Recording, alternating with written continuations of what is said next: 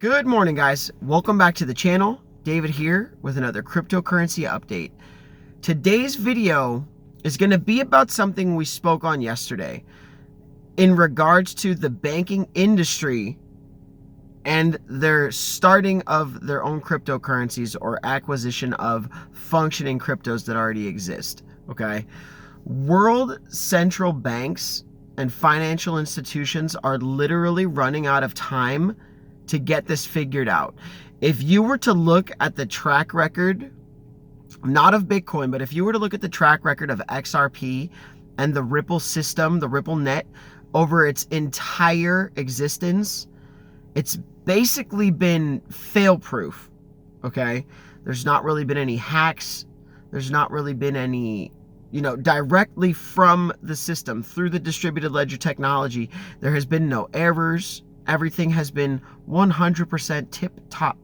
A lot of people had brought up yesterday that why would the banks work with Ripple and use XRP if they could just create their own, okay? And one of my commenters, who sounds like a really smart person, had said that the Ripple protocol is open source, but the software for XRP is not open source. So they basically would have to start from scratch.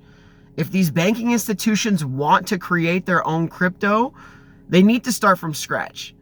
Now, starting from scratch in an industry that is now 6 to 10 years old to some of the veterans, that's not going to work. You are way behind the ball. So therein lies that part of the conversation of why do we think that it's possible that there will be an acquisition or a merger of some kind in the future? That would be why, because the software already exists and it is fail-proof. So if these companies are going to enact their own crypto, they need to do it fast. So lucky for them, they have possibly already been doing it and have just been leading us in a different direction, right? So as we kind of roll into like what they're doing, the question is what's their level of involvement going to be in cryptocurrency? Are they going to start their own crypto? Are they going to buy a crypto that already is functioning? That's a really big question that we need to have answered, right? Whether or not they'll partner with XRP and RippleNet and utilize that technology and that service, or if they're going to just go branch off and do their own thing, which will also kind of face even more of an uphill battle than the crypto that we know and love does already face, which is the fact that they have no adoption and they have no proof of work, really. We don't know that the technology or the coin that they're going to create is going to function, or that there's no backdoor draw to printing or releasing more coins. So we have to know what they're going to release is a proper coin or token that's not going to have any unknown repercussions to any investors or people that are forced into it.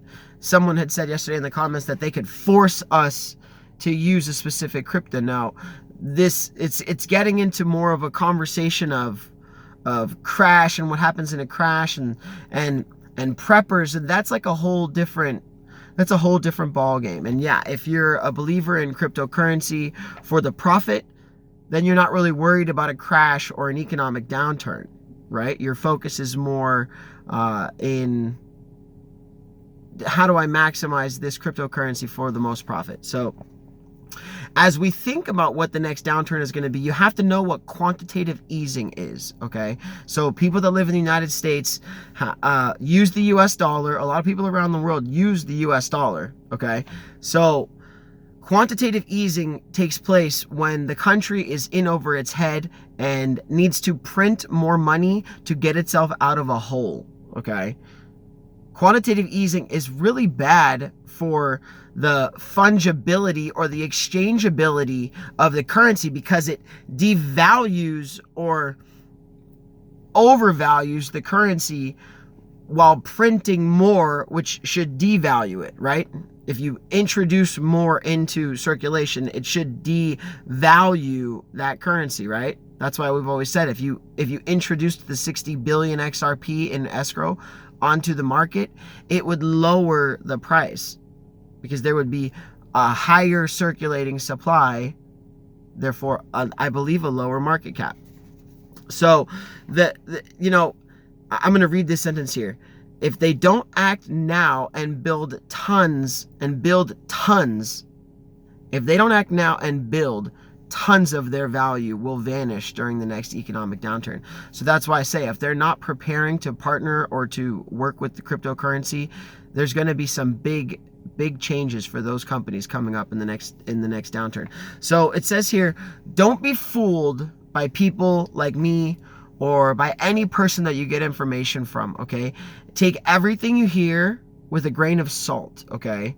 Every single one of us has to do your own research. No question about it, right? Because people like real estate agents, they sell houses. If you go into their office, they're going to sell you a house, okay? If you go into a stockbroker's office, they are going to sell you stocks, okay? If you go into a commodity broker, that broker is going to sell you access to commodities. Just like if you listen to anyone who's a believer in cryptocurrency, we're going to sell you and explain to you the idea and the concept that cryptocurrency is valid, is real, and will not be going anywhere. A lot of people are saying that crypto is really here to stay, okay?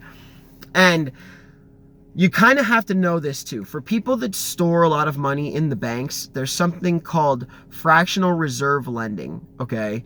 This is something that I learned in a series from Mike Maloney, and I suggest that all of you guys who are in this space try to take a step back in time.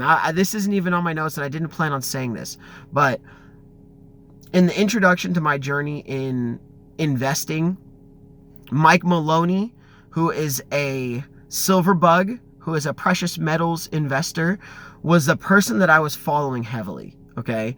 And the information that I was receiving from him, I had to go out and verify.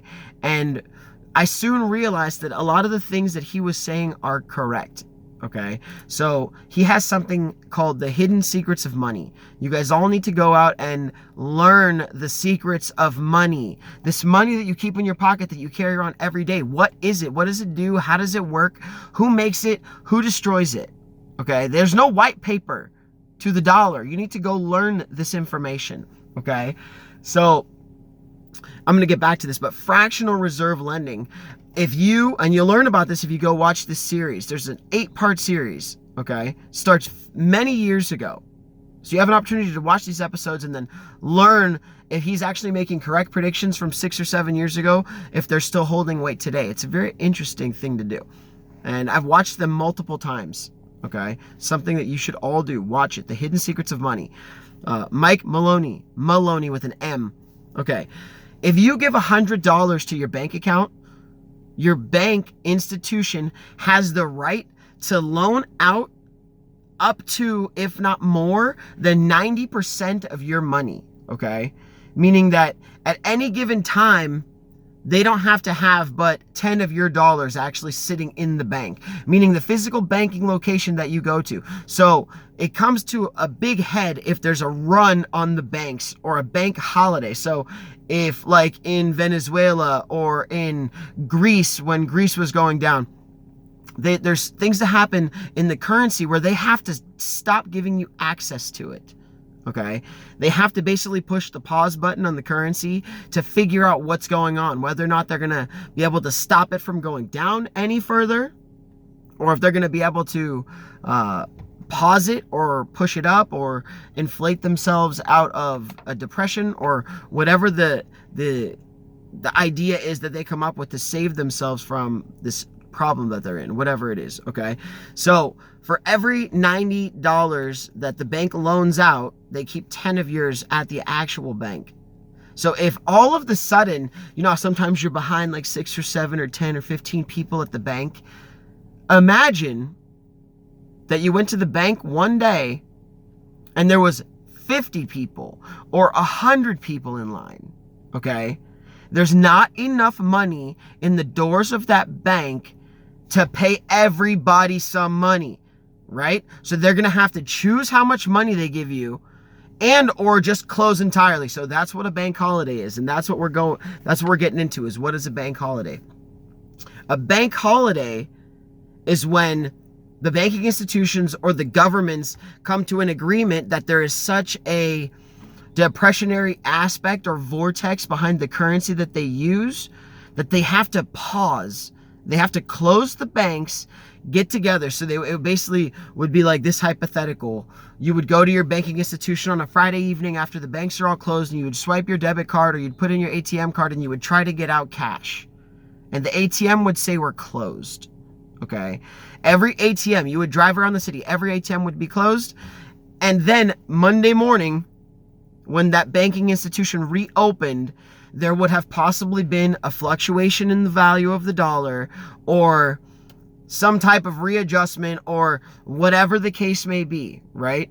That's what happens is they can actually pause your access to it, just like happens with us sometimes when Binance or Coinbase or whatever these exchanges are that we trade on go through upgrades in their systems, right?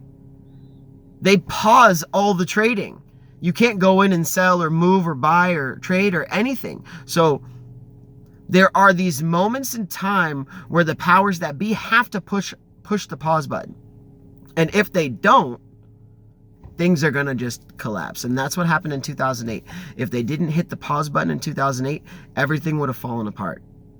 The dollar would have lost its value ultimately, which we ended up losing our value anyway because we had X number of trillions of dollars in the 5 to 8 trillion, I believe. And then from then, we're now at 19 or 21 trillion. So there's been a lot of money created in the last 11 and a half years, which is unsustainable, okay?